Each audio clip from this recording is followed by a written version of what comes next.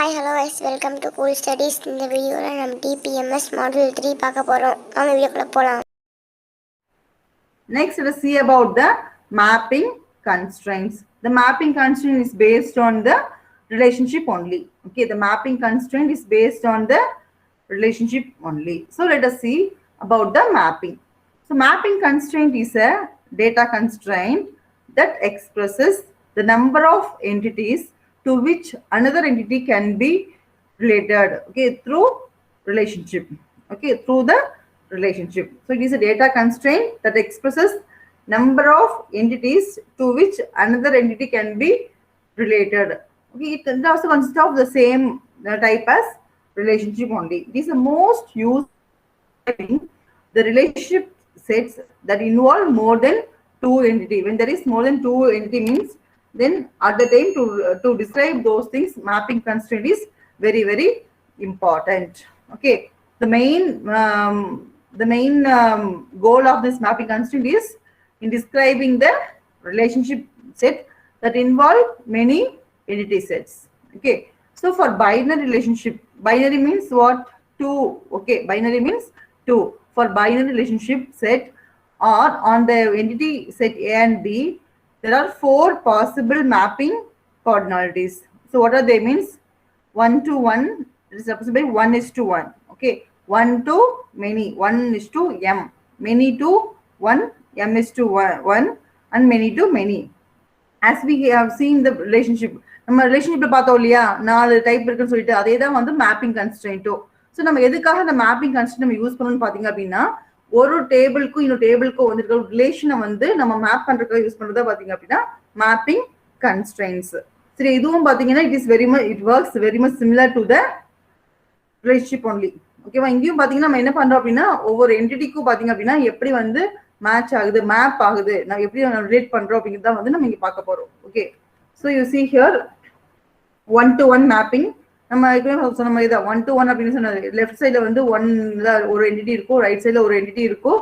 அந்த ரெண்டு என்டிட்டி பாத்தீங்க அப்படின்னா ஒரு பர்டிகுலர் ரிலேஷன்ல வந்து ரிலேட் ஆயிருக்கும். அதான் வந்து we call it as 1-to-1 entity. ஓகேவா, ஸோ E1 பாத்தீங்க அப்படின்னா entity 1. You see the diagram here, I think. So E1 is the entity 1, E2 is the entity 2. Okay, அந்த ரெண்டுக்கும் பாத்தீங்க அப்படின்னா ரிலேஷன்ஷிப். ஃபார் எக்ஸாம்பிள் எம்ப்ளாயி அப்படின்னு சொன்னா எம்ப்ளாயி இருக்கு, ப்ராஜெக்ட் இருக்குன்னா employee will work for that particular project. அதான் வந்து 1-to-1 மேப்பிங்.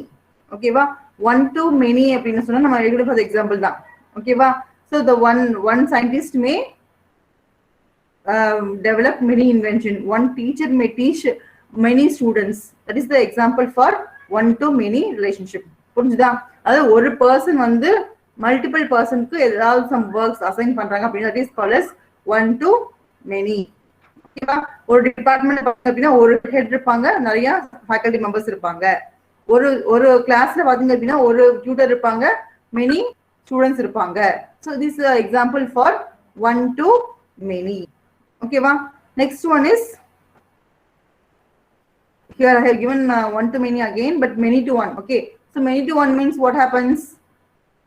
லெஃப்ட் சைட்ல பாத்தீங்க அப்படின்னா மெனி இருப்பாங்க, இங்க வந்து 1. ஃபார் எக்ஸாம்பிள் ஒரு ஸ்டூடெண்ட்க்கு many courses will be there for particular student. ஓகேவா, ஒரு ஃபார் எக்ஸாம்பிள் ஃபோர்த் செமஸ்டர் எடுத்தீங்கன்னா 5 சப்ஜெக்ட்ஸ் இருக்கு. So 5 subject comes in to the left side. 5 courses இருக்கு, ஆனா வந்து எல்லாருமே பாத்தீங்க அப்படின்னா ஒரே each and every student has to study. Okay, ஒரு ஸ்டூடெண்ட் பாத்தீங்கன்னா 5 சப்ஜெக்ட் படிக்கணும். அப்போ it is the example for many-to-1. And finally is many-to-many mapping. Many-to-many means left side many இருக்கும், right side பாத்தீங்க அப்படின்னா many இருக்கும். That is called as many-to-many mapping. Entity in E1 is associated with another number of entities in E2, and the entity in E2 is associated with many number of entities in E1. That is the example for many-to-many. இப்போ students பாத்தீங்க அப்படின்னு சொன்னா there will be a students, okay, who many students in the class will read many extra courses whatever they need. That's the example for many-to-many. Okay, next let us see about the keys. So what is a key? As you are already studied RDBMS and DBMS, you know about the keys. So what is a key?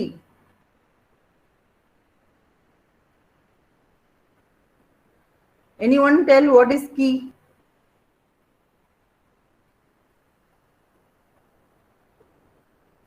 What is key, ma?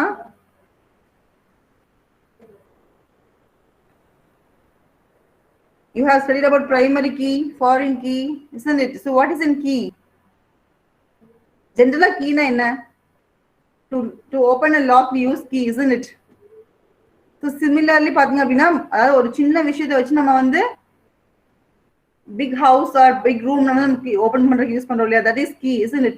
Similarly பாத்தீங்க அப்படின்னு சொன்னா ஒரு டேபிள்ல identify பண்றதுக்காக ஒரு பெரிய table இருக்கலாம், இல்ல வந்து ஒரு நிறைய டேபிள்ஸை வந்து ஐடென்டிஃபை பண்றதுக்கு we can use keys, that is called as key. பர்டிகுலரா நம்ம வந்து ஒரு விஷயத்தை வச்சு நம்ம வந்து எல்லாத்தையுமே வந்து ஈஸியா வந்து சர்ச் பண்ணி எடுத்துக்கலாம், that is called as key. Okay, so key plays an important role in relational database. Okay, the key plays an important role in relational database. So what is the main purpose means? It is mainly used to uniquely identify any record. Okay, particular or record identify பண்றதுக்காக நம்ம use பண்றத we call it as key. So it is used to uniquely identify any record or row of data from the table. Okay va? So the record நம்ம எப்படி எடுத்துக்கலாம்னு பாத்தீங்க அப்படின்னா particular row, for example இப்போ student roll number 10 we are considering means then the 10 ஓட details எல்லாமே பாத்தீங்கன்னா நம்ம ஈஸியா வந்து கெட் பண்ணிக்கலாம். அதான் வந்து மெயின் பர்பஸ் ஆஃப் கீ. ஓகேவா? So the key is used to uniquely identify any or row of a data from the table. So it is also used to establish and identify relationship between the tables. இப்போ நிறைய tables இருக்கு, நம்ம ஒரு project develop பண்ணும்போது பாத்தீங்க அப்படின்னா அந்த database கண்டிப்பா யூஸ் பண்ணுவோம். அந்த டேட்டாபேஸ் யூஸ் பண்ணும்போது பாத்தீங்க அப்படின்னா ஃபார் எக்ஸாம்பிள் ஒரே ப்ராஜெக்ட் பாத்தீங்கன்னா we need to use more than 10 tables. சரியா? அந்த 10 டேபிள்ஸ் பாத்தீங்க அப்படின்னு சொன்னா ஒவ்வொரு டேபிளுக்கும் பாத்தீங்கன்னா இன்னொரு டேபிளுக்கு வந்து ஒரு லிங்க் இருக்கும், கண்டிப்பா வந்து ஒரு ரிலேஷன் இருக்கும். ஓகேவா? அந்த ரிலேஷன்ஷிப் மென்ஷன் பண்றதுக்காக யூஸ் பண்றத பாத்தீங்க அப்படின்னா திஸ் ER மாடல். சரியா? அந்த ரிலேஷன்ஷிப்பை வந்து நம்ம எப்படி நம்ம ஐடென்டிஃபை பண்ணிக்கலாம்னு பாத்தீங்க அப்படின்னா யூசிங் த கீ. ஓகே, இந்த கீ வச்சுதான் பாத்தீங்க அப்படின்னா ஒரு டேபிளுக்கும் இன்னொரு டேபிளுக்கும் வந்து என்ன மாதிரி நம்ம வந்து கனெக்ஷன் பண்ண முடியும், டேட்டாஸ் எப்படி நம்ம வந்து எக்ஸ்ட்ராக்ட் பண்ண முடியும். மெயினா வந்து to extract the information from other table. நம்ம ஒரே டேபிள்ல பாத்தீங்க அப்படின்னா 20 ஃபீல்டு வச்சோம்னு வச்சுக்கோங்க, அது பெரிய இதா இருக்கும் இல்லையா. இப்போ அதுக்கு பதிலாக பாத்தீங்க அப்படின்னா எந்த இடத்துல எந்த டேட்டா வேணுமோ அதை மட்டும் வச்சுக்கிட்டு அப்போ வந்து நமக்கு வேணும் டீடைல்ஸ் வந்து இன்னொரு டேபிள்ல இருக்குன்னு சொன்னா using the key we can identify and extract. Okay, extract what we need. That is the main purpose of key. Okay, so the main purpose என்னது, used to establish connections and identify the relation between the table. எதுக்காக நம்ம connection establish பண்ணி நம்ம relationship வச்சுக்கிறோம் பாத்தீங்க அப்படின்னா to extract the information what we need. ஒரு particular employee பத்தியோ இல்ல பர்டிகுலர் ஸ்டூடெண்ட் பத்தியோ அந்த இன்ஃபர்மேஷன் வந்து நம்ம வந்து 2-3 டேபிள் வச்சிருப்போம். நமக்கு வந்து எந்த இன்ஃபர்மேஷன் எப்ப தேவைப்படுதோ அப்போ வந்து நம்ம கீ மூலியமா ஐடென்டிஃபை பண்ணி அந்த டேபிள்ல மற்ற டேபிள் இருக்க இன்ஃபர்மேஷனை வந்து நம்ம டேபிளுக்கு நம்ம சர்ச் பண்ணி எடுக்க யூஸ் பண்ணிக்கிறோம். ஓகேவா? That is the main purpose of key. The example in student table ID is used as a key. ஓகேவா? ஏன் வந்து ஐடி யூஸ் பண்ணிருக்காங்க? ஸ்டூடெண்ட் எடுத்தாவே நம்ம என்ன பண்ணுவோம், ரெஜிஸ்டர் நம்பர் ஐடி. ஓகே, அதான் வந்து இருக்கும், அதான் வந்து நமக்கு வந்து பிரைமரி கீயா யூஸ் பண்ணுவோம், அதாவது கீயா யூஸ் பண்ணுவோம். என்ன ரீசன் பாத்தீங்க அப்படின்னா கண்டிப்பா ஒரு ஸ்டூடெண்ட்டுக்கு வந்து ஒரே ஒரு ரெஜிஸ்டர் நம்பர் தான் இருக்கும் இல்லையா. பட் நேம் பாத்தீங்க அப்படின்னா சேம் நேம் வந்து மல்டிபிள் ஸ்டூடெண்ட்ஸ்க்கு இருக்கலாம். அட்ரஸும் பாத்தீங்க அப்படின்னா பக்கத்து ஸ்ட்ரீட்டா இருக்கும், அந்த மாதிரி வந்து வேரியாக வாய்ப்பு இருக்கு. ஆனா வந்து கோர்ஸ் பாத்தீங்கன்னா எல்லா ஸ்டூடெண்ட்டுக்கும் ஒரே கோர்ஸ் வரக்கும் அதுக்கான சான்சஸ் நிறைய இருக்கு.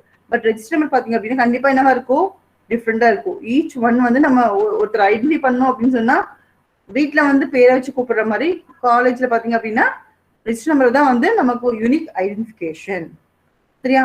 So in many cases the register number or ID this ID will be act as a key. ஓகேவா? So in person table இப்போ வந்து பர்சன்ஸ் இருக்காங்க அப்படின்னு சொன்னா அதுல பாத்தீங்க அப்படின்னா என்ன இருக்குன்னு பாத்தீங்கன்னா name, date of birth, passport number, licence, SS number, அந்த மாதிரி நிறைய இருக்கு. அதுல பாத்தீங்க அப்படின்னு சொன்னா நம்ம வந்து பாஸ்போர்ட் நம்பர் அதாவது வந்து லைசன்ஸ் நம்பரை வந்து நம்ம வந்து கீயா வந்து நம்ம எடுத்துக்கலாம். சரிங்களா? Are you clear about the keys? Yes or no? Yeah, ma'am. Okay, ma. Let us see about the different types of keys available. Okay, there are 4 different types of keys available. They are primary key, candidate key, super key, and foreign key. Okay, these are the main keys used here. So what are they? Primary key, candidate key, super key, and foreign key. Let's see about the primary key. Primary அப்படிங்கிற பேர்லயே இருக்கு பாத்தீங்களா? Primaryனா ரொம்ப ரொம்ப important.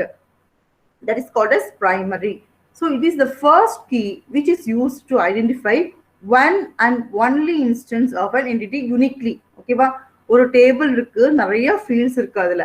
ஆனா வந்து ஒரே ஒரு பர்டிகுலர் இதை வச்சு வந்து நம்ம வந்து அது ஒரு தான் வந்து எல்லாத்துக்குமே வந்து டிஃப்ரெண்டா இருக்கும் அப்படின்னு சொல்றத we called as primary key. Okay, it is used to identify one and only instance of the entity uniquely. So unique identification is done with the primary key. You see, an entity can contain multiple key as we saw in the person table. Person multiple in the previous example you see here. Name இருக்கு, date of birth இருக்கு, passport number, license number, SSN number, இதெல்லாமே பாத்தீங்க அப்படின்னா நிறைய இதா இருக்கு. But இருந்தாலும் அதுல வந்து பர்டிகுலரா நமக்கு வந்து ஐடென்டிஃபை பண்ண பாத்தீங்க அப்படின்னா இப்போ எம்ப்ளாயில பாத்தீங்க அப்படின்னா எம்ப்ளாயி ஐடி தான். So employee ID is the primary key. ஏன்னா ஒரு பர்சனுக்கு வந்து ஒரே ஒரு எம்ப்ளாயி ஐடி தான் வந்து இருக்க முடியும். ஒரு ஆர்கனைசேஷன் எடுக்கும்போது எம்ப்ளாயி ஐடி வச்சு நம்ம ஐடென்டிஃபை பண்ணோம்னா நமக்கு வந்து ரொம்ப ஈஸியா நம்ம வந்து சர்ச் பண்ணி ஒரு வேல்யூ வந்து எடுத்துக்கலாம். So employee ID plays and unique thing and it is called as primary key. The key which is more suitable from those lists become a primary key. Okay, in employee table ID can be the primary key since it is unique for each employee. Employee ID is an unique for each employee. So the employee table we can even select license number, passport number as primary key since they are also unique. இதுவும் பாத்தீங்க அப்படின்னா யூனிக்கா தான் இருக்கும்.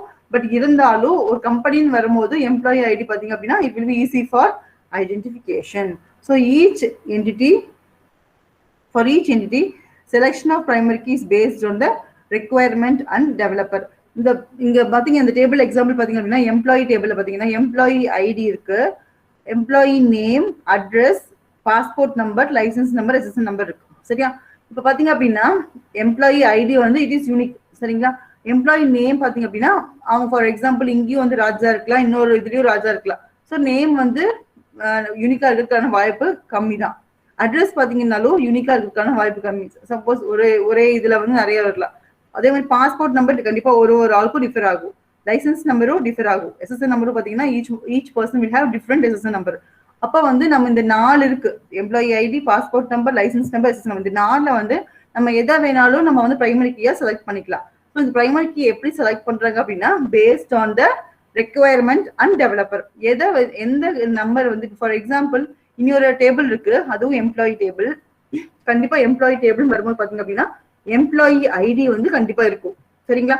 But அங்க பாத்தீங்க அப்படின்னா employee date of birth இருக்கு, age இருக்கு, சேலரி இருக்குன்னு சொன்னா அப்ப அங்க வந்து பாஸ்போர்ட் நம்பர், லைசன்ஸ் நம்பர் எல்லாம் வந்து இல்லாம போயிடும். சரியா?